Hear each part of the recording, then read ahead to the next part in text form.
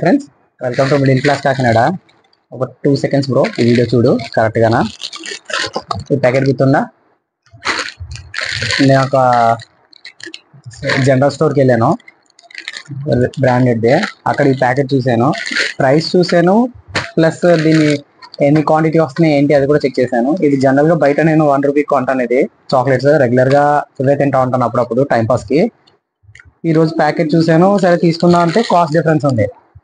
Packet కి pieces కి cost difference ఏంటి, యూనిట్స్ ఎన్ని వస్తున్నాయి ఏంటి అని చూస్తే చాలా తేడా ఉంది. ఒకసారి మీకు చూపిస్తున్నాను క్లియర్ గా. వీళ్ళు మనల్ని ఎంత ట్రాప్ చేస్తున్నారో, ఎంత అలా మోసం చేస్తున్నారో చూద్దాం రండి. ఫ్రెండ్స్, ఇప్పుడు ఎంఆర్పి చూపిస్తున్నాను కదా, ఇది 50 రూపీస్ ఎంఆర్పి. ఎన్ని పీసెస్ వస్తున్నాయి ఇందులో?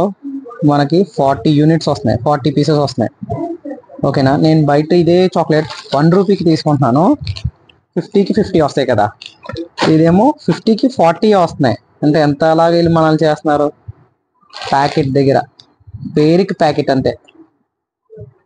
ఇది దాని బిల్ చూడండి, సింగిల్ దానికంటూ సపరేట్గా బిల్ తీసుకున్నాను నేను.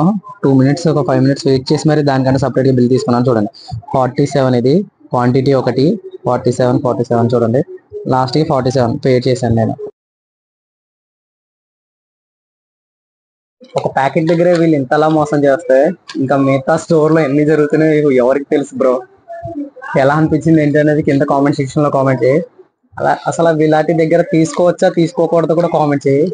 నేను నెక్స్ట్ వీడియోలో చూస్తాను, నెక్స్ట్ వీడియోలో వేరే వీడియోలో కూడా పెడతాను. బయట నార్మల్ చిన్న షాప్లో పెడతాను చూడండి. ఓకేనా, కామెంట్ చేయి కన్ఫామ్గా చూద్దాం. నాకైతే కౌంట్ చేసి మొత్తం అంతా 43 వచ్చినాయి.